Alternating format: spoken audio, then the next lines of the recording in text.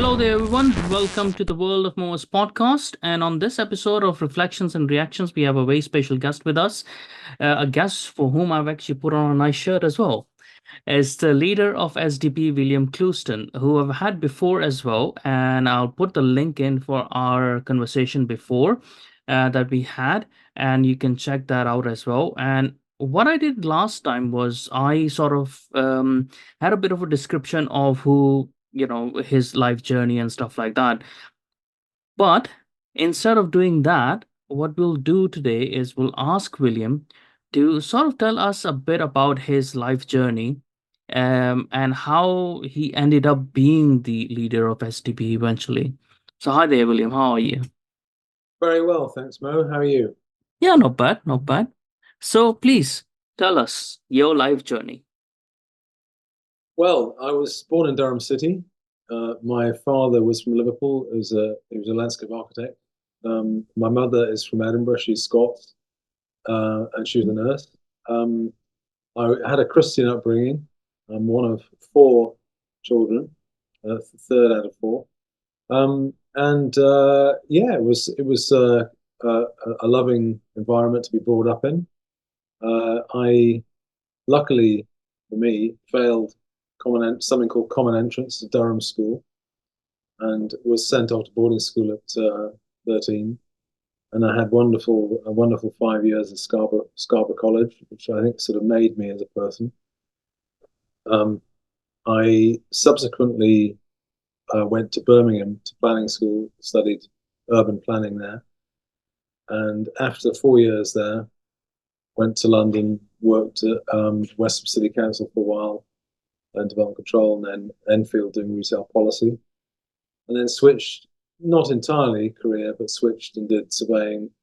Worked for a company called Knight Frank and Rutley, still called Knight Frank now. Actually, but when I worked for it, it was so long ago.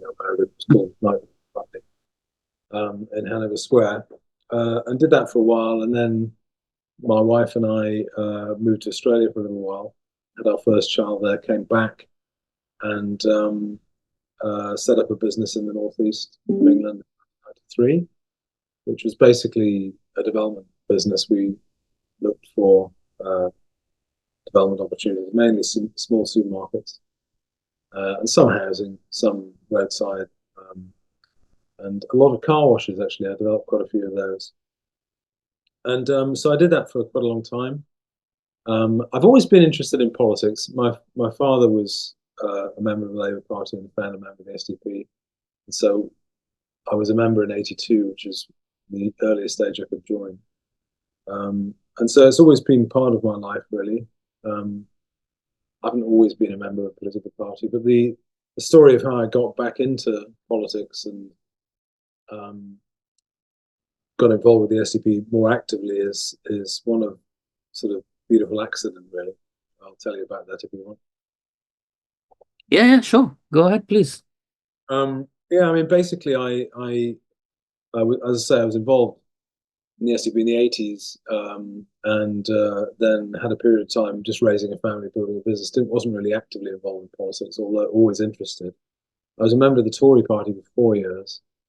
Wasn't entirely comfortable in the party, but I was recruited by a friend locally in Hexham, and I was a district councillor for 4 years now, parliamentary candidate in 2001. You may remember that was the Keep the Pound election, William Hague was leader. But I left the party and I was perfectly happy to leave it, really.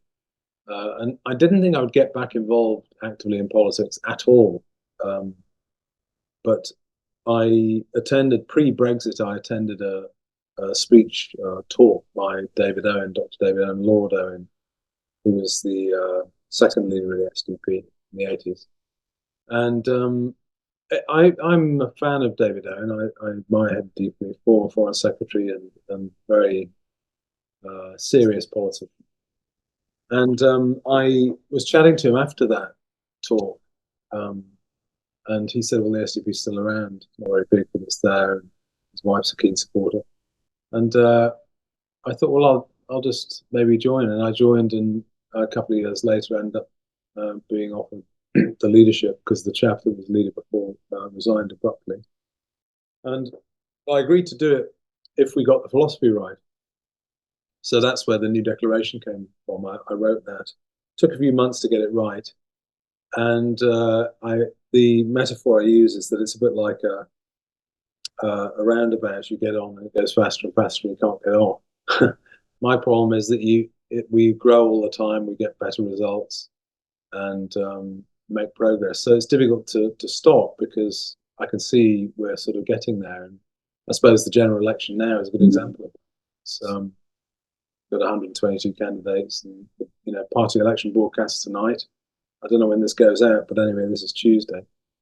It goes out tonight, and these are major milestones. We started winning elections in Leeds and the city council there, and so membership's growing, and so we're doing pretty well. In fact, we're doing exactly as you should do if you're a resurgent party of any kind. So it's very exciting, and but a lot of work as well. But it's a labour of love. Do you think like the resurgence parties should focus a lot on the local elections?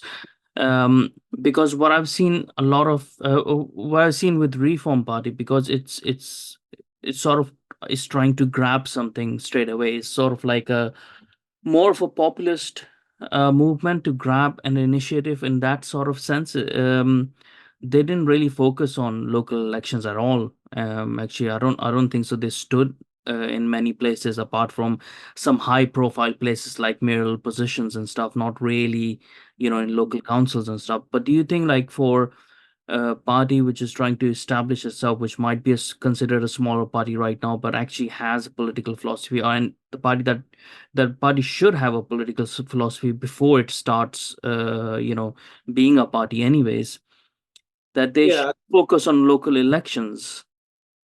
yeah. I think the sort of two go together. The SDP is a very old fashioned.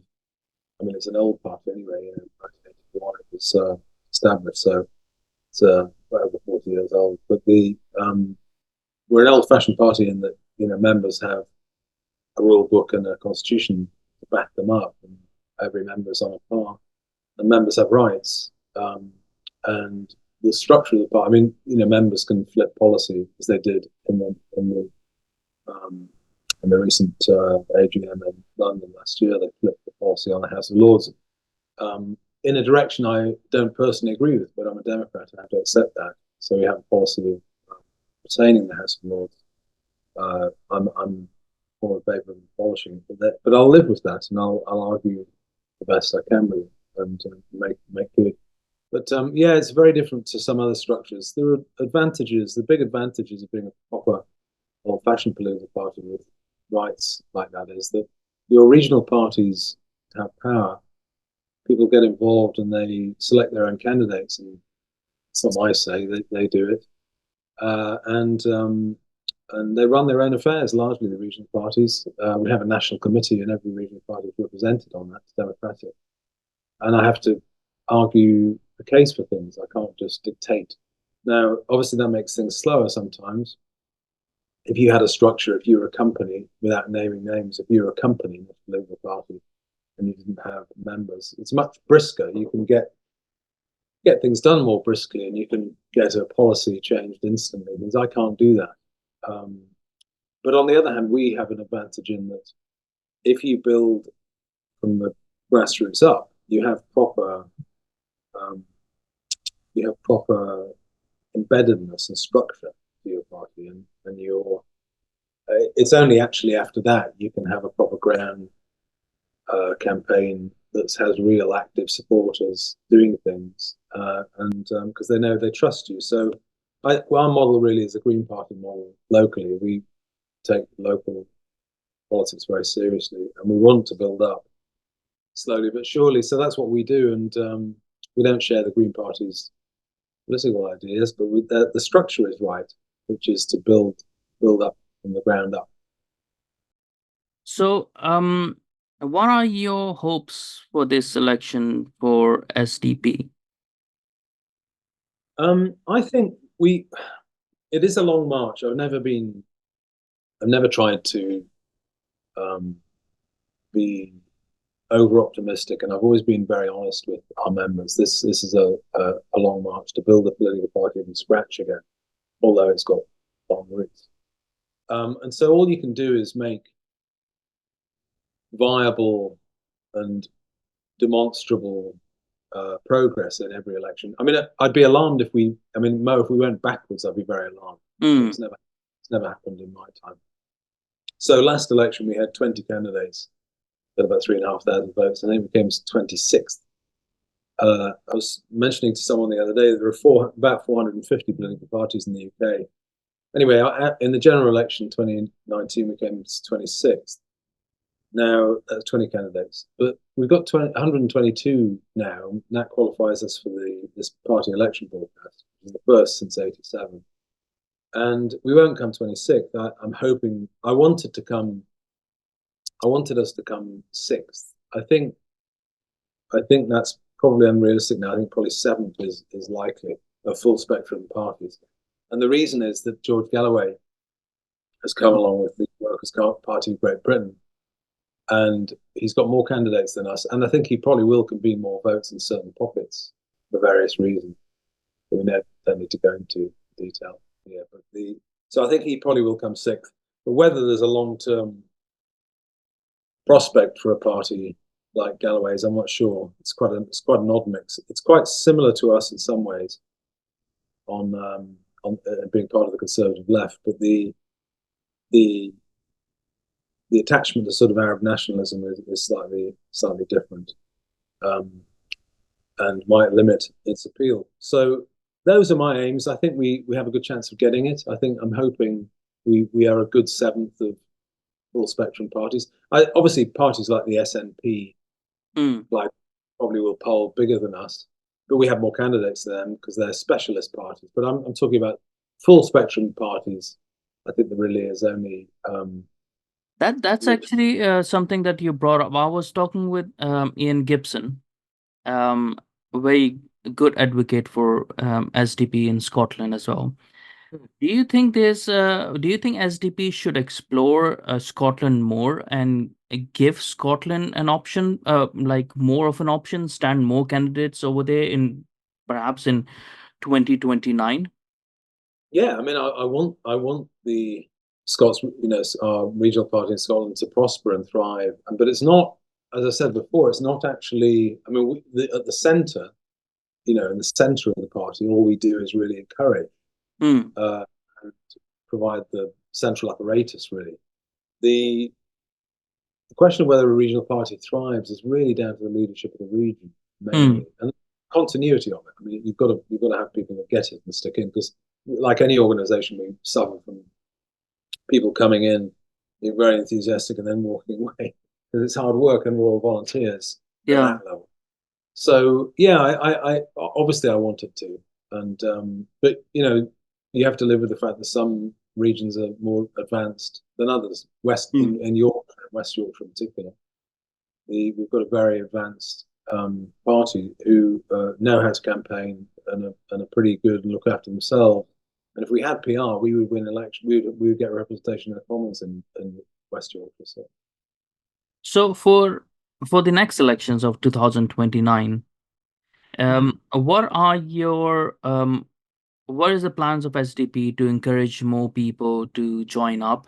How is the membership itself looking at the moment, and how it can be progressed? And are there any initiatives that are being taken for that in mind? I don't think there's any wham bam short term solution to it. And if there were, I would probably know about it into my 7th year of leading this party. I don't think there's any. I think you have to campaign, you have to produce green papers, you have to do interviews, you have to persuade, you have to contest local elections, and you have to build these and support these regional parties. As I say, from the ground up. There isn't really a short term. Obviously, we could do with more money. We are self-funding. We are funded by our members and supporters only. But we would go quick, no doubt at all. We would proceed more quickly if we had more resources. But the plans really, I mean, I think the 2024 general election is the culmination of our plans. This is what we do, getting this big slate of candidates. And there's only those 6 parties have got more. than us. And so, getting the party election broadcast, doing interviews on the BBC, who hardly have us on, but have to cover us this time. And it's also a fact, Mo, that about a fifth of the population cannot vote without seeing us on the ballot paper, and that was never the case before. So membership's booming. We're getting sort of 20 or 30 a day in the good days now during these elections. So yeah, I'm very optimistic about it. I do have a conception of what we need to do at 2019, because I think 2019 the Labour Party will be broken, and I think 2029, you mean? 2029. Sorry, yes, 2029. Yeah. I wish we could go back in time, but Yeah. No, it's been a long day. Yeah, the 2029 or 2028, I think that will be the end of it. I think the two-party system could well break at that point, because although Labour are doing very well and secure high percentages in the polls and so on, actually the appetite for them is very thin. They're quite separated from their core working class support. They become a sort of middle class progressive party of liberals. Really, that's what they are. And so they're quite vulnerable. And also, I think that it's a bit of a hospital pass. There are a lot of problems down the line in Britain which they will fail to deal with properly. So I think the chance for a sort of resurgent bloc, if you like, to take on and to change politics for good, to get PR and get the Commons actually representing, looking like British opinion, is a major opportunity. I want to be part of it. That means that you have to work with others. Got this limited election pact with Reform in this election. It's only small, 6 seats each for a no stand, and then South Yorkshire together, 14 seats down there. But it's a start, and you try and develop trust. You obviously develop relationships locally and nationally with other parties. And although Nigel Farage's involvement just now, I negotiated the deal with Tice, not Nigel, but I still think there are major opportunities. Although we do disagree on the economics quite profoundly, but if you believe in electoral reform and you believe in voting reform and coalitions, it's incumbent on you to be able to work with other people who you often don't agree with entirely. So I'm very excited about that, and I think actually a lot of the really interesting stuff isn't in this election. It's just after the election. It's how everyone but Labour. It's what they do. I mean, we have friends in the Tory party, not many, but there are 3 or 4 MPs that are very close to us, very, very close, and we speak to them all the time. And I think they're political kin and friends across that. And I think I'm just interested to see what we can do to form some sort of bloc to change things. And I'm quite optimistic we can. I was talking with someone about this as well, because I hoped before I was having that conversation that the best outcome could be a hung parliament, so that whoever gets into a government, nobody gets their way, basically. But that person did point out one thing. They said that if Labour has a coalition, obviously they won't be able to get anything because the left is so fractured at the moment. But then Labour will also be able to blame their all their problems on that particular thing, and in 2029 they'll still come back stronger, because they would have had a, like the Tories did. They blamed everything on Liberal Democrats that didn't work during the coalition. So they were saying maybe it's better that Labour gets the majority and then messes everything up, so that we get to rock bottom as soon as possible, and then it wakes people up, basically. No, that's a theory. I mean, I don't think the coalition thing is likely to happen, because I don't think it's likely to occur. I mean, unless something. It's very interesting though. In most elections, in the vast majority of general elections, the entire efforts of the parties to persuade, because politics is the art of persuasion. In most cases, the entire output of the election and the campaigning has zero impact on the polls. The polls in most general elections are the same at the start as they are at the end. It's fascinating to know that. There are famous examples. 1970, that didn't happen, as the Tories weren't expected to. Not 2017, it didn't happen. Theresa May managed to destroy a 15-point majority in the polls. But usually it does happen, and actually it looks as if it's happening this time. It's been Labour have been mid-40s, 42, 43, 44% for ages. Tories have been 22% for ages. Not really changed very much.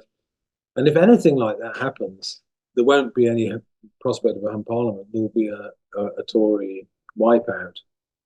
I actually don't think the Tories will get 22%. And they'll get at least 25, 26, 27, probably minimum. I can't find it. I think my view is that they're really range bound. I cannot see the Tories getting more than 28, 29, but I can't see them getting less than 25, really. I just can't see it. So I'm Yeah. pretty sure I'd put a decent bet on it being something like that. And if it's that, then they'll get 120, 150, 180 seats, something like that. They might even get 200, but they won't get much more. So you'll have a big Labour majority, I think. I'm not actually even sure, like, if the polls. I can't really believe in the polls right now. Like, it's showing Labour are a bit too high. I don't think so. That's the general view.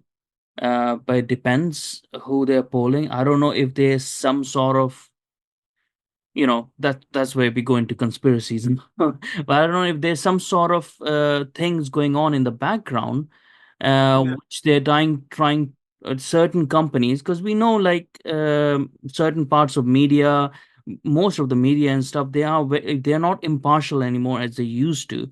That's why you can't trust these things anymore. I don't know if what they're trying to portray is there's such a done deal that Labour is going to win, that you don't even need to go out and vote. So the That will same be. thing, the same thing that happened with the local elections currently, where the turnout was so low, they're trying to recreate that, and that will end up in a Labour win, anyways. I don't know. I'm not sure, Mo, because I think the turnout in this election will be far less than 2019, because 2019 was a typical first past the post resolution of an issue that needed resolving, and the British Mm, never resolved. So the turnout was quite high. There were also very few, in inverted commas, free votes. I contested Leeds Central in that election. There were very few free votes for us. I got about 300 votes, knocked on about a couple of thousand doors, didn't get anywhere. So when the public aren't in the mood to give you a vote, mm, they want something done, they use the system as a vehicle. I think this time I don't see that at all. I see there's quite a lot of appetite among middle class progressives mm. to inflict pain on the Tories. I think those people are very motivated. I think they will turn out. But I think sort of your normal shy Tory voter, which is the type of voter you're talking about in the polls, Mm. the shy Tories are underrepresented in the polls. Um, I'm not sure that there's much motivation for them to turn out for the Tories, and I think the Red Wall Tories, the working class Red Wall Tories, won't turn out for them in anything like the numbers they did Mm. previously. There's no reason to, and they've been betrayed Yeah, on levelling up and so on. It's just a slogan. It wasn't reality. So I think the Tories probably are in a bit of trouble. I don't have very much sympathy at all. I think no, same. Yeah, yeah, they they brought it upon themselves. So, totally brought it upon themselves. So we'll see. Anyway, it's not long now, two and a bit weeks, and I hope. As I say, I don't share the economics of reform, but they are our electoral partners in this, and I think it'd be nice if Farage won a seat at Clacton. They got a few more. I hope some of their higher quality candidates get through. I think they sort of deserve it. As an advocate of PR, mm, I thought when UKIP got nearly 4 million votes and got one seat, I think it's an outrage.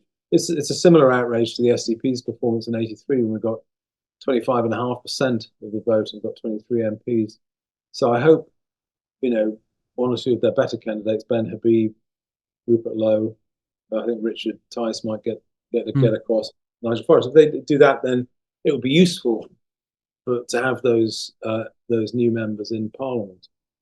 Because at least they can be a cultural pact, even if economically might not agree, but at least culturally there's an agreement within both parties for the love of the country and move away from this globalist mentality, globalist elitist mentality, which is crept in both of the Tory party and Labour Party. And that's why I don't have any sympathy for the Tory party, because it's under them for the past 14 years that we have seen the progression of wokeness come in more and more and more, and they just seem to do in the shadows what they deny in the light anyways, which I keep on saying now. Is they put out some candidates that might be against the woke agenda, but behind the back they are the ones who are, it's under them that is just going on, and it's just it's taken its own sort of form now, which is even beyond their control. So you can see, even if they might be against it, they don't have any control over it. But Well, they what do you don't. think? But what do you think with the Labour Party though? Like, um, if they come in majority, I feel it's a disaster. It will be a huge cultural problem for the next 5 years, and they are going to drive the economy further down, because I don't have confidence in their any of their candidates. I don't think so. Any of them know really what they're talking about. And yeah, but what do you think? Do you think like a Labour majority will be a huge disaster for the country, but well needed disaster maybe? I think you make the point very well. I think it's. I don't. I'm not as. I mean, I'm pessimistic about the Labour economic program, but I don't think it'll be very different to the Tories. I think it's really continuity. I think Rachel Reeves will probably Mm, get a higher stability, just that the stability will be the economy going sideways, not forward. mm, So I think that's the issue. I think the biggest problem with Labour is the cultural agenda. yeah. I think in particular, something I've been raising a lot and trying to raise public attention to this. We need to be aware of what's going to happen. Mm, It's the proposed Race Equality Act. yeah. Now, some of the provisions, what they've done, what they're doing is importing US hyper-racialism into Britain. Mm, A, it doesn't belong, and B, it won't create greater solidarity and better race relations and more social cohesion. It'll make it worse. And so the Race Equality Act, one of the provisions that they have in this, and they've been trumpeting, is that large firms will have to be mandated to create a rank order of pay by race. And this so fills me bad. with because what will happen is you will get a picture of some groups in our society, some groups, some populations that earn at a higher level than others. That's in the data anyway. You know, you can get data from the ONS which shows this, Mm, and you can get data we really want on wealth gaps.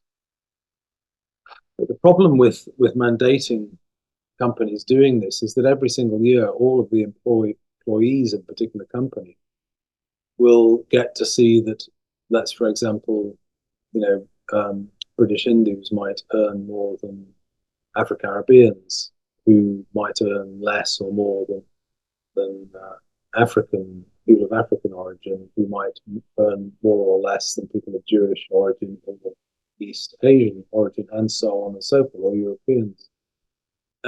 And I just think if you want to create enmity and division in a company, that's a pretty good way of doing it.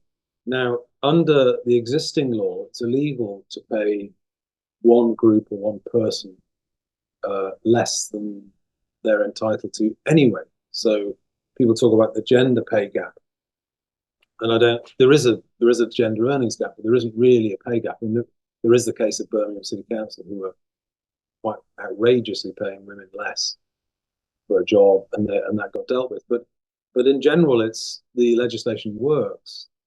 But it, as I say, if you that what I'm concerned of is that some of these labour activists are so dim that they think that some of these earning gaps are attributable to oppression or racism as the primary reason, and that's actually not the case. It's just that different groups have different cultural attitudes, and some of this ends up in them having different outcomes in different domains. There are lots of domains which certain groups excel in, over others. And unless you want to literally tie, stop them excelling, then we're going to have to be tolerant of some of these differences.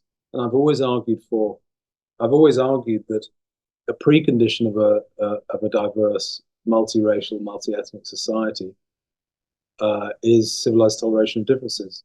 And what you can't do is start a sort of what John Gray describes as sort of low intensity civil war between groups who are looking at their pay every year and blaming. But that's what's going to happen, isn't it? Because it's going to create, yeah, and it's so dangerous because what we're playing with is you're making a majority, you're provoking a majority in a country, the native population, the majority that they are in the country, and if all bets are off, if they have absolutely nothing to lose anymore, this can turn very ugly very quickly, right? And there will be pockets of violence that can erupt out of this as well. It won't be in majority, it won't happen like in majority of places, it only needs to happen in little pockets. But at the same time, I just because the thing is, I think obviously they don't want equality, right? Equality is not their game, equity is what they actually mean. So that's what their driving force is. So it doesn't matter to them that the law currently gives equal opportunities to people and is actually based on that equality. They want equity. They want to divvy people up by their race, by something that actually shouldn't even matter, Mm. and it's just going to turn up really ugly. That's right. I think what the lesson that they need to learn is that particularly government and the law has to enforce or apply anyway. It has to apply impartiality. It Yeah. has to be, you've got to employ people solely on the basis of their skills and their aptitude for Hmm. law. And it seems very old-fashioned, but anyway, in the SDP, we apply an old-fashioned colorblind approach to everything we do. We don't we apply the same sort of attitude towards people's sexuality or their gender preferences. Uh, Not particularly, we don't ask, we're not interested. We just look at people's aptitudes and their Hmm. abilities and their enthusiasm. So that's what the government should do is apply impartiality. But what would the you're quite right, it's very worrying. The Labour Party will embark headlong onto this imported racial grievance. Yeah, it's from America. All these bad ideas have been coming from America. It's like we need to stop that influence. But when you see the modern left, it's like a blob. They're all the same now. No matter which country you pick up, they have the same ideas. They want to do the same thing, and it's so boring. And um, even when it comes to something like the equality of people as well, what they don't understand is discrimination is not a bad word, right? We do discrimination. Everyone discriminates in their life, and they are in even in jobs you have to discriminate, right? So which they want to take away. You can't have an unfit person. You have to discriminate against an unfit person joining the army, right? Or unable to do a particular job joining the army. You wouldn't just want anyone, even an illegal migrant, coming in and being a CEO of a company, would you? Like, just off the boat and onto onto the sea. Like we do these discriminations, but they make these terms as if they are bad. Yeah, I mean, the famous example is you better hope that the person flying your plane is properly qualified. That's absolutely true. Yeah, no, I think it's a more subtle thing than that even. I think it's the problem is that the progressives that promote this stuff have just got the diagnosis wrong, I'm afraid. They literally think that because there are disparities, and there are disparities all over the place, Yeah. literally all over the place, in sport and in education and in crime and in welfare dependency. Also disparities everywhere. But they foolishly think that the majority they tend to blame the majority population, the white British population, for creating the conditions under which certain groups prosper and certain groups don't. I mean, that's as foolish as I mean, I say on the earnings rankings, British Hindus, East Asians, and Jewish people do outperform on average earnings than the white British. Because it has always been based on merit. And well, yes, exactly. But the point I'm making, Mo, is that you could no more blame the underperformance of yeah, one group than you could congratulate the white majority for being so kind but to do you think like and East Asians. hmm, They should take the credit for their own earnings. It's yeah, nothing to do with yeah. the Do you think some part of it comes from like the people who are promoting these things like equity, diversity, and inclusion, and all that nonsense? Do you think a lot of it is because those who are promoting it do not suffer the consequences of their policies, yeah, sure, but it's a then they luxury. may, but they can feel good about it. Yeah, no, I think let's examine that because I think you're absolutely onto something there. Because I think the root cause of virtually all of this stuff is just the and I'm being cruel now and blaming progressive whites. There seems to be a massive urge to just proclaim virtue constant. Mm, They, it's really is a virtue Olympics, a virtue hierarchy, and they appropriate their status in society by how many virtuous things they say and how much posturing they do. And that is literally how people, I've done this, I say that, and that gives them status. And it doesn't cost them very much, but it costs some people somewhere. I mean, say if you take a very dangerous thing in the West now is open borders or not having a secure border. You have 10,000, 20,000, 30,000 illegal arrivals, and the people that are advocating open borders aren't really paying the price. But I can tell you that some people in the communities that have to compete for jobs, school places, or anything else, or have to deal with crime that sometimes arises as a result of these influxes, they have to pay for it. So it's a major problem, and until we can get a reckoning with reality on some of these things, I'm afraid it will just get worse. But I see Labour. Yeah, I totally agree. I think Labour is going to be far worse than this cultural stuff, and we have to get our tin hats on. But it will unite the opposition. I mean, so yes, we were talking about the consequences, not people who advocate for such policies not having the consequences of it. And we can surely see that a lot of the people in labor, as you were saying towards the end, just to let people know that I had to cut off and come back again, so I'm just restarting that conversation we're just having. A lot of the people who are in Labour Party, who are standing for the candidates and stuff, they surely are people who might have come from those backgrounds, but no longer feel the consequences anymore. They don't live in those communities anymore. They're not connected anymore. Ideologically, they don't care, you know. It does seem to me that even though that they're not, like you said before as well, that they're not connected to the working class people. And the main reason is that they're not connected to the working class people because they don't no longer know how the sausage is made, right? They're so disconnected from it. They don't know the consequences of it. They just think, oh, the working class people are just being racist.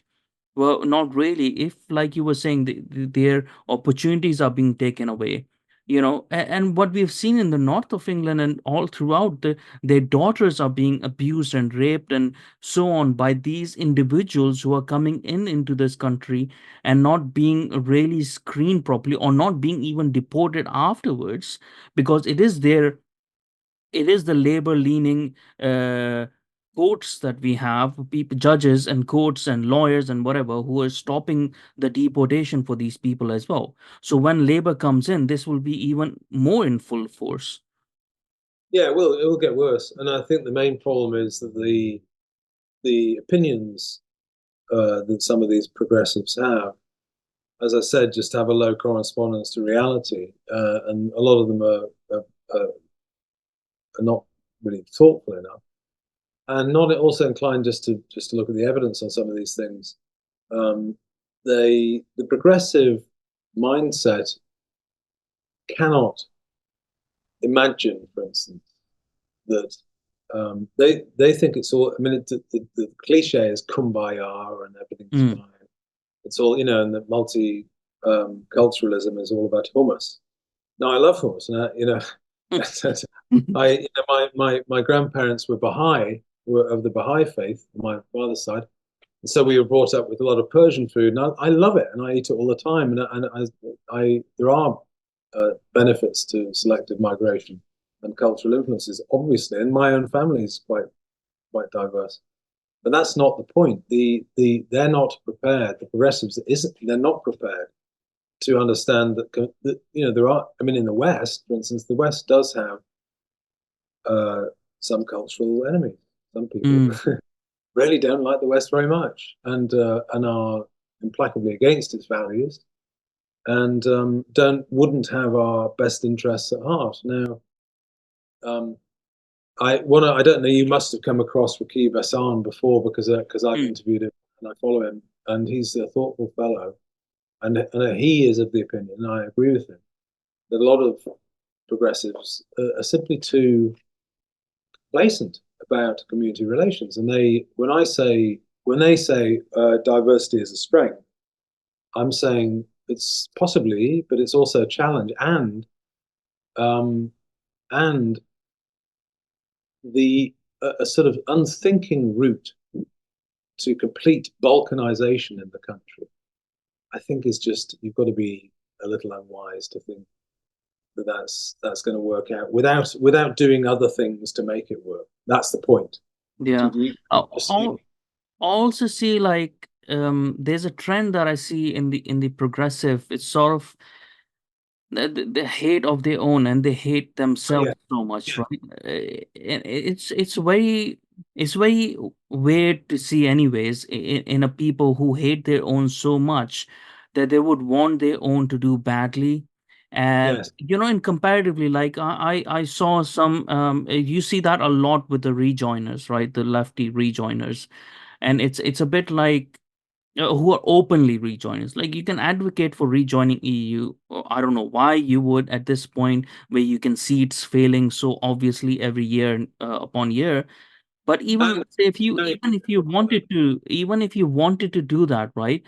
I've seen some of them snare at the Western traditions. We had, like, the trooping of the colors, and they were like, oh, this is medieval, traditions and stuff.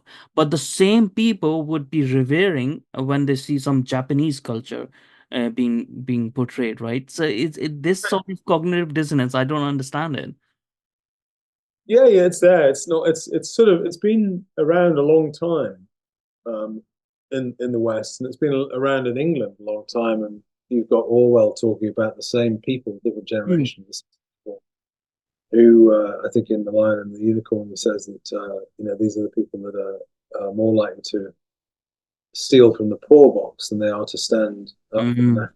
So this strain of oikophobia, this self hatred, has been part of our culture for a long time, and it's. But I think it's more within the elite and the people. I mean, I just don't see it. I don't see this in most pubs. Mm. I think the patriotic majority in Britain need a party to speak up for them, and I've said before, I don't think there's a position that the SDP holds that doesn't hold majority support. I mean, and these are basics like lowering immigration, or not selling off all your national assets to foreign banks and states. Mm. This stuff, or building enough houses. This all has Nonsense. Yeah. popular support. So I think, and I always say, well, if not us, who? Yeah. Someone needs. So some party has to step up and do it. But yeah, it's part of cultural rot, isn't it? Part of a wider sense of cultural decay, moral decay in a society when your elite starts to hate itself. And in any case, I think it's a pity, because a lot of the things that are taught um, are uh, are untrue. I mean, a lot of the rhetoric and around slavery and atonement Mm. and reparations is not historically full. It's not complete. It's not that what is said is completely untrue, but it's not a full, nuanced view of the time. So yeah, it's a major problem. You've got to fight it, and I think one of the best things you could do is have British public opinion reflected in the Commons, which is what we're trying to do. Yeah, and I mean this is what I try telling people as well. Like if my even myself, I'm not as left leaning as the normal SDP member would be, but I Mhm. want a patriotic left, right? Like a left that understands and appreciates this country and is like appreciates its own heritage, its own traditions, and wants to uphold it, but just want to find different solutions, right, to the same problems, not create new problems, which is what Labor and SNP are doing, right? And the more SDP, I think so, grows, the more it gives the normal left leaning person in this country an alternative that, okay, I can still be left leaning and not be, for want of a better word, mentally ill, you know. I can Yeah, still, you know what I mean? It's like not have that cognitive dissonance. I can still love my country and be left leaning. but that's the point. I mean, we use a summary and say, we're sort of left on economics and right on culture. The latter part, I always slightly resent saying, but because I don't accept it. I mean, I don't think there's anything that we say. The traditional left, the people, people like Paul Embry Mm, or the traditional Labour supporters, were very patriotic, and yeah. Clement Attlee, uh, Churchill admired deeply for his patriotism, and rightly so. Mm, That's tradition of the left. And I'd flip it a bit and say that if you're an out and out economic liberal, you cannot be yeah. really wholly socially conservative because of the damage that's done. I mean, I'll give you a perfect example. I want to talk about it a lot because housing is a massive issue for the SDP. Mm, And presently, we've got a housing crisis. We don't build enough houses. It blocks kids' chance to have to start a family. Indeed, not start to even have a family. And it's not socially useful. It's very destructive. You end up with generation rent and just resentment. And then they import 1.2 million gross into the country a year and make it even worse. So an economic liberal is just going to say, well, it doesn't matter very much. Leave it to the market. I just don't think that's acceptable. mm, As a conservative, I think the state has a right to try and back the family. And I don't think you can have. I think the market itself can be very very damaging to social fabric, to the mm, social fabric. And so I think the elements of our left wing economics, which is just basic state capacity, really, is very socially conservative. And I always argue against sort of libertarian right wingers who don't care where anything's made, don't care about yeah. the facts, and don't care about the communities very much, and just want cheap goods. That's not patriotic. It's No, not. no. I don't get it. So I'll defend our position to the end. Yeah, yeah. So I was going to talk to you about the latest manifesto that has been released by SDP. Mm, And it more so it sort of signals to other parties what they should actually have been looking at, right? Because it's very detailed and it's very on point as well. So I'm just mm, going to go through few things just to pick out few elements from within it. So when it comes to the government reform, which we really do need, and you talk about the Nolan principles of integrity, honesty, objectivity, impartiality that needs to be upheld, and mm. also first of all, like how can we reassert this? Because I'm saying this not because it used to be that we were impartial, but now, as far as I see it, especially the local authorities, are so politicized, right? And it's not just that the members are politicized, it is the fact that people who are recruiting within local authorities are politicized, and they are recruiting certain politically minded people only, which is left leaning. So in the future, in the next 5 to 10 years, they will completely shift the dial, no matter no matter if there's conservatives elected in that local area, or the councillors are even conservative, doesn't matter. Their whole workforce will become just one politically leaning. So how do we go about reasserting that impartiality? Well, one of the things you have to do is not do what the Tory party has done, which is to be asleep at the wheel. So Mm, they've been power, and with of late, with very, very large majorities. mm, Yet, if you look at the work that Charlotte Gill does, or anyone that looks at the money that flows into all these progressive woke causes, they're directly funded by taxpayers. It's an outrage. I mean, a lot of organizations that are just campaigning organizations are using taxpayer money. The first thing that you have to do is just strike your hand through the whole lot and stop it. We can't afford this stuff, mm, right? So that's all. But it's a broader cultural point. What's happening, as you correctly say, is that individuals, campaigners, not workers, campaigners, yeah. infiltrating and using these institutions. They're using them as vehicles, Mm, not for the provision of services, cleaning gullies or planting trees or mm, educating, or providing roads and schools and transport. They're using them as vehicles to campaign. And they have no business in local government or mm. government if that's their attitude. So you've got to be careful how you refer to this, because you always tend to say back to basics. But basically, which is a slogan that has been tried, but basically you've got to get back to what we call uncomplicated direct service provision. So I would argue that the SDP's vision of, it's not just the Nolan principles, which are very important, and impartiality is the word, but service to the public is it. That's what these organisations are for. And I don't accept.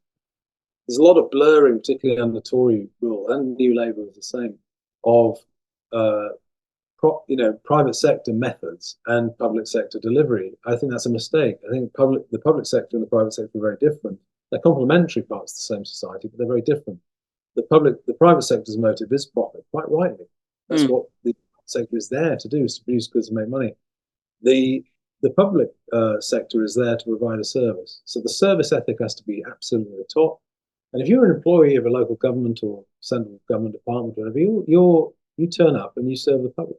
So you've got to get that ethos back into government, and that's the SDP's ethos for government: service ethic. So, do you think? I have a feeling that a lot of the problems within local authorities is the influence of these, not even the activists and organizations, but actually social services. So they Mm-hmm. have come. A lot of these problems have come through social services, and because they are the biggest budget holder within all local authorities, they end up. Influencing all the other local authority works as well, and how they operate and how they go forward. They call it like they're leading the cultural revolution, but in reality what they're doing is they're inflicting and infecting the whole of the local authorities with the wokeness. Yeah, Is there a capacity to separate social services from local authorities at some point? I don't know. I'm not sure if I entirely agree with you. I think I think obviously social services departments will be infiltrated by the same attitude. I agree with that. Hmm. But I don't think that's the. I think my diagnosis is that actually the most culpable departments are HR. I think Mm, the resources departments are the ones that impose the Human Rights Act in its most stringent forms, and are the keenest on diversity, equity, inclusion policy affecting all other departments. So they're the one. The HR tends to have the policy and then go well beyond the legal boundaries of it, and I think the legal boundaries go too far anyway. And then impose this on all the other departments. So mm. every other department has to apply DEI thoroughly and get into trouble from HR if they're not doing so. So, I mean, the root cause is some of the legislation. So we would repeal the Human Rights Act and replace it with the British Bill of Rights. that's just closer to our culture, which is that everything is permitted, unless it's specifically not permitted, and it asserts our culture of our embedded culture of freedom of association, and so on.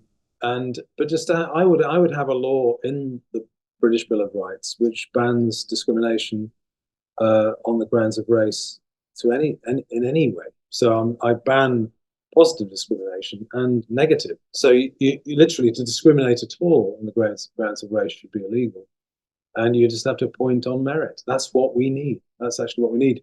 So a lot of it, if you had a basic rule of impartiality in that, you could get rid of reams of DEI stuff.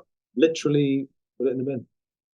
Y- the only issue I will have with that is that currently all the local authorities have within their county policies, recruitment policies, or employee policies, the equality of it, that you can't discriminate against people. Even the gender critical views are now included within it. You can't actually do that. However, they all still have and have been developing more and more their diversity initiatives. And what happens is that they just recruit people who agree with them. So on the face of it, they will just say, but that it does relate to the problem that you raised. The issue is within the HR departments, because that's where they are recruiting people. But they, I mean, it's not true that they don't discriminate. They certainly do. I mean, you can every week you can see adverts for jobs which Mm. they it's white males, for instance. Yeah, yeah, So they that's a good you know point. that's something they feel perfectly capable of doing, and it Yeah. creates.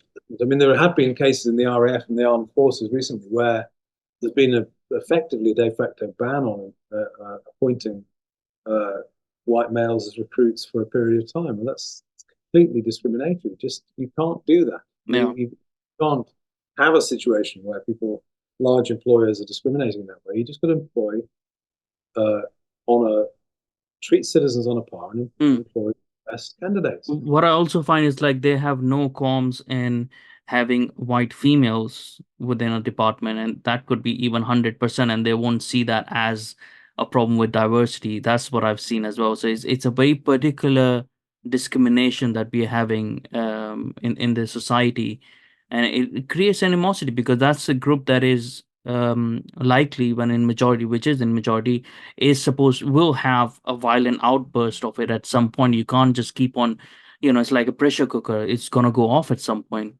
No, I don't know.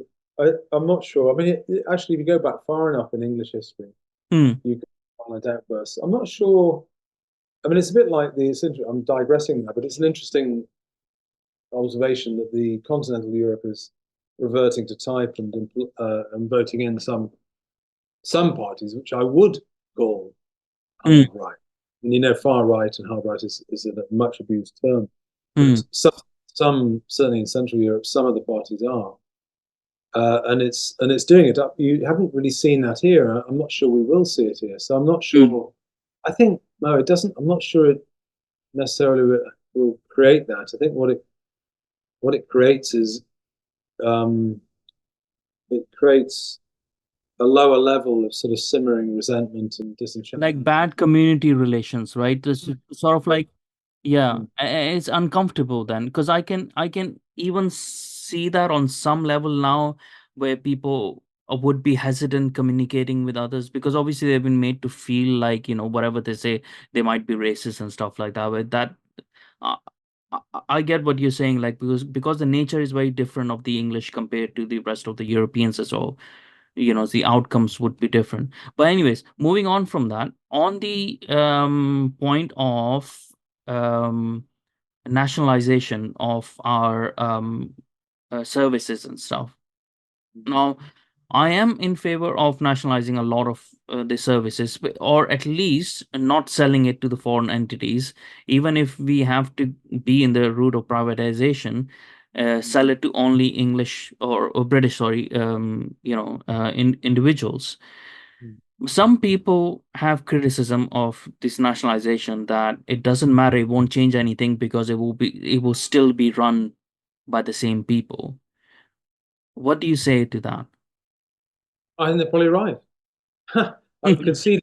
I always concede a point. I think it's a fair point. No, I don't think I don't expect. Let's take water. Let's Mm, zone in on.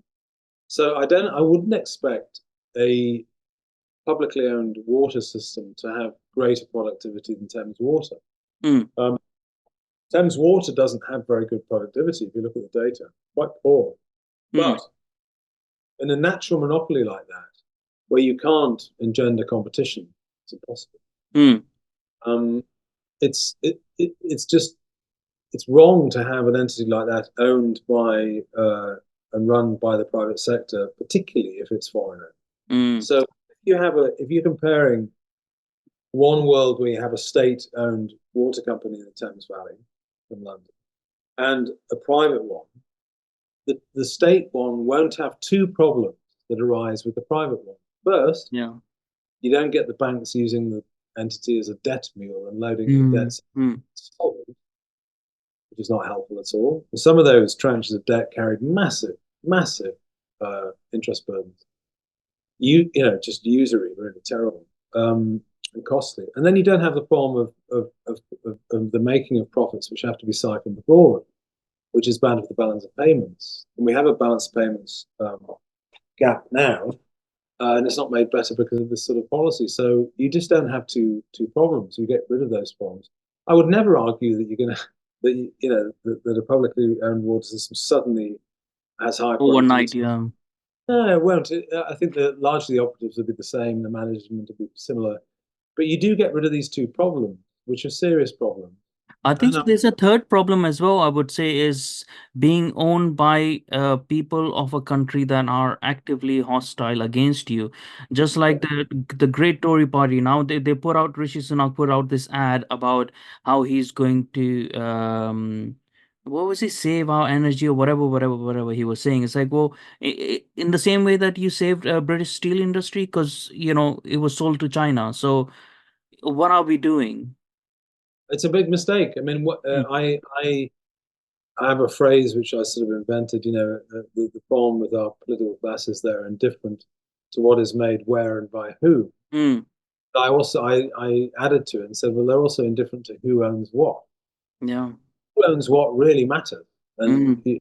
the Chinese Communist Party owning your critical infrastructure and you're having them run until recently they were talking about having them construct 5G or your nuclear power systems. Very foolish. I mean, that is foolish as could be. These aren't conservatives. I'm not sure what they are, but they're not conservatives of any I sort. wouldn't even let us, CCP own a flat, let alone a whole company. Yeah, I mean, in India, it's illegal for a foreign entity to own farmland. It's not a bad idea. Yeah, It's not a bad idea. So I think you have to have more protectionism. But all these free trade liberals and right wing yeah. economists are all against this. But I think they're just flat wrong. And the facts are on my side, not theirs. Mm, One of the things I always say is we've run that system for 40 years. mm. After the Thatcher Revolution, we sold everything off. We don't care where anything's made. We've gutted the factories. And look where we are. So my first case, first line of my case against this type of economics is have a look around. Yeah. Take a look around at what we've got. It can't go on like this, and it will go on like this if we keep on voting Labour and Tory. When it comes to boosting our industry, our manufacturing, actually, which we should be doing a lot of rather than being dependent again on a country like China, and I think so. Do you share my view that being dependent on green energy is actually makes us dependent on China's manufacturing because they don't adhere to green energy, so they have more energy and they can invest in manufacturing more. So in order to boost our industry, we can't do that without investing heavily in nuclear energy. Yeah, I think you're spot on about that. I think that's right. I think if you foolishly embark on net zero quickly and decarbonize and impose undue costs to your industrial sector, you'll just deindustrialize faster, and that will make you more dependent on China. And remember that China's industrial production, partly anyway. I mean, to be fair to the Chinese, they're actually very invested um, in decarbonized energy Mm. production. But a lot of their existing industrial production is based on coal-fired and quite dirty energy. So that's unfair competition. Mm. I would say no. I'm skeptical about stupid, unthinking net zero, rapid net zero, and I don't think you can tell the public to have cold homes before you've built the nuclear power stations. You're spot on. You need to build the nuclear power stations first. I'm not a climate change denialist. I think climate change is real and is linked to CO2 Mm. emission, and I think it's sensible to decarbonize. But I won't I won't do it before you can't get the cart before the horse. You've got to build the nuclear power stations first. And then when you do, you've got your baseload. You see, it's all about baseload. I mean, we actually Britain is a superpower in terms of producing wind wind energy, but unfortunately, a lot of that is not owned by us, Mm. which is a pity. But it is here. But you've got to have baseload, and presently baseload is provided by gas, imported gas, which is yet another thing that's bad for the balance payments. So the people that are running our country have not really got it right. And the only way you're going to solve it is by building some nuclear power stations. But I see no hint that the Tory party or Labour may be better, but I doubt it. Mm. Uh, had 14 years and they haven't reinvigorated British nuclear um, energy. So, I don't know. And You have to. there was a stupid decision of European Union itself as well, wasn't it? Like it has put the whole of Europe, it put us, dependent on Russia, and look at how that turned out to be. So at least that should have been what happened with Russia and Ukraine. As soon as it started, it should have at least rung the alarm bells. It's like, okay, no, we're investing in nuclear. Yeah, but it's all a bit. I mean, actually, funnily enough, there's a lovely clip of the German delegation in the UN laughing at Trump when he says he's got to Mm. be. And Yeah, you probably see that. Yeah, I mean, I think all of these states have to understand that you need to be more resilient, and it's a very mm, uncertain world now. So I mean, one of the reasons we call the SDP's manifesto homecoming because home has so many resonances across so many different things. yeah, It's about home, Britain being our home, not a shop or a charity, and the sense of reshoring industry, which is another homecoming, the importance of housing and having your own front door to lock is basics. So all of these things, and also just a broader sort of cultural point about loving your homeland. I think all yeah, of these things are important, and the manifesto has been quite well received because of that. There's a strong cultural aspect to our politics. yeah. I think all something I say in the start in um, the little forward to the manifesto is that most of Britain's problems are culturally based, and if you can't do anything about the culture, you can't do anything about anything else. Exactly. I mean, and if we don't have the cultural intact, if we don't revive that culture, bring a sense of that feeling back to the people, then it doesn't matter how we do economically, because we don't have a country anyways, without the culture, without the No, traditions, without the heritage, and we are just, like Labor want to turn us into, it seems like an international refugee center, and we are just managers of an international refugee center that once used to be Britain. yeah, no, I think that's spot on. I think Sadiq Khan comes out with that sort of thing all the time, and I think it's really quite depressing. That London is for everyone. Well, if it's for everyone, it's for no one. I mean, what is it? Is it a sort of import? Is it a sort of economic landing strip? Does it have Yeah, no culture of its own? No, I don't agree. Alt Mehmet of Migration Watch talks really well on this. Britain is more than an economic mm, entity. It's got a history and it's got a culture. Actually, its history and its culture is largely one of the reasons why people want to come here. exactly. It's got a soul. And people Mm. don't understand, like, yeah, nations do, and I do talk about it, nations do have a soul. It has a unique soul, and you can't just keep on, bashing at it. We have taken a lot of your time, but I do want to end it on one part, which people will be mad at me if I don't talk about it: immigration, right? The Mm. topic that is at the forefront of everyone's minds. What do you think, like, just briefly, what are the immediate actions that we need to take when it comes to immigration? And then what are the long term? What do we need to build towards? Right. Well, there's the two different types. I'm going to deal with them separately because the Mm, illegal migration on the south coast is alarming, out of control, and it's a sort of signifier. It all goes badly for any nation state that can't control its borders. So I'm very, very concerned about that. We need to get control of this border. You cannot have people just wandering into your own country and deciding to arrive here. And the vast majority that arrive stay. So you need to change the incentives. So we've published on this. I've made a little film called "The Migration Crisis," which is on our YouTube channel. The only way to deal with this, and I don't think actually any party has thought mm, seriously enough to solve it apart from myself. I haven't read any party's policy that I think is convincing on it. But you've got to change the incentives. The only way you can change the incentives is literally say anyone arriving unsolicited on the south coast will never be granted asylum at mm. all. That's the first thing. And anyone arriving unsolicited on the south coast is actually breaching the 1972 Immigration Act anyway, so it's illegal to do so. Mm, But if you do that, you will be transported to Ascension Island and you'll be detained offshore and you will not come back to Britain. You will either be deported back to your country of origin or a third country. And mm, you will stay at Ascension Island until it's the case.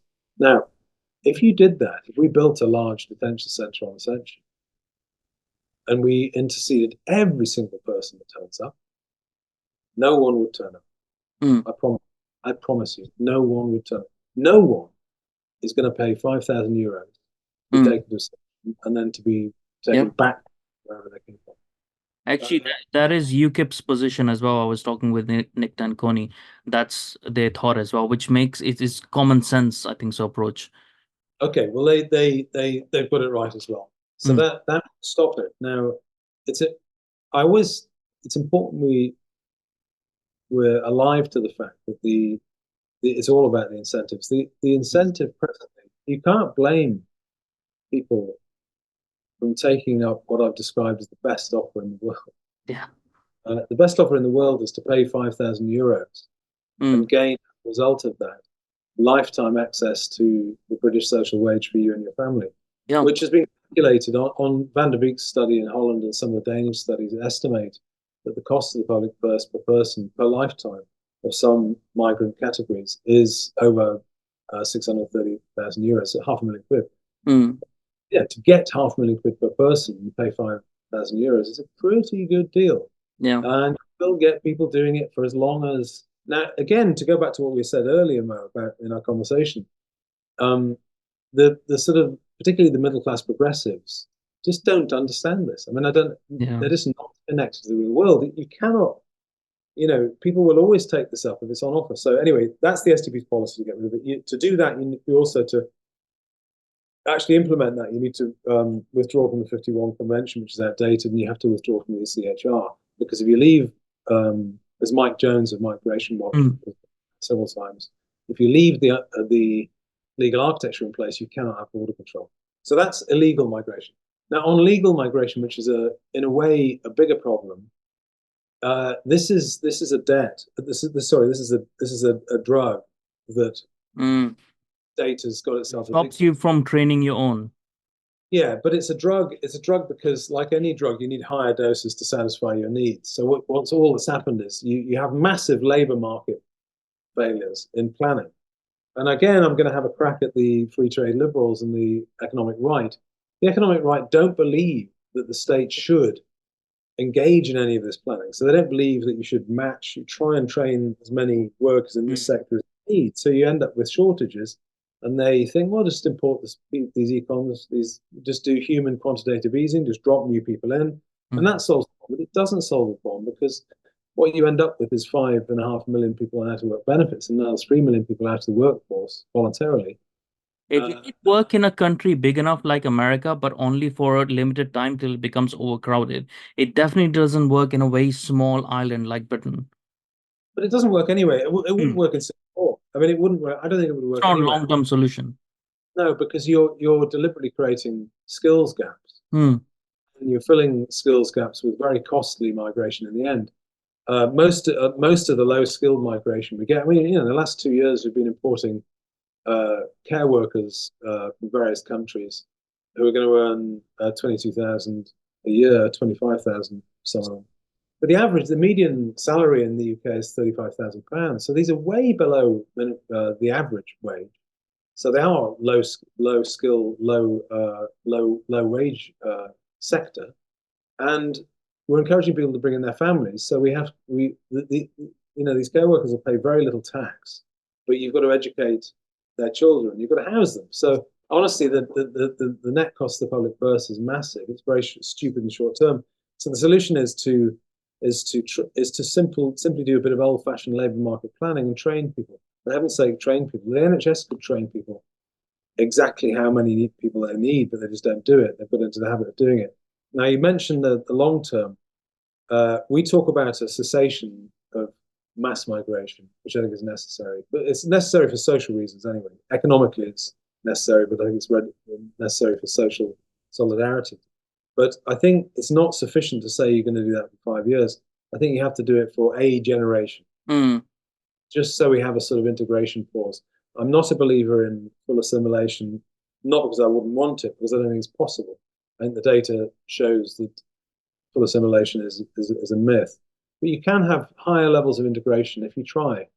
And I don't think you'll get that unless you have a period of time. It's been done before. Various countries, the United States had a mass immigration pause from 1920 to 1970. Rather successful, actually. And the country boomed during that period and did rather well. So you can do it. I'm trying to open up a window of thought that it's possible to do it, and we can wean our way off cheap imported labour. And I think the country would be better off if we did do it. In fact, if we don't do it, I think the consequences for society long term are probably quite grave. So I'm hoping we win the argument on this, and certainly I think there's public support for it. Anyway. All right. That was wonderful. Thank you for coming on. And I'll put all the links in the description below. And yeah, everyone watching, thank you so much for watching, and I'll catch you next time. Cheers. Pleasure.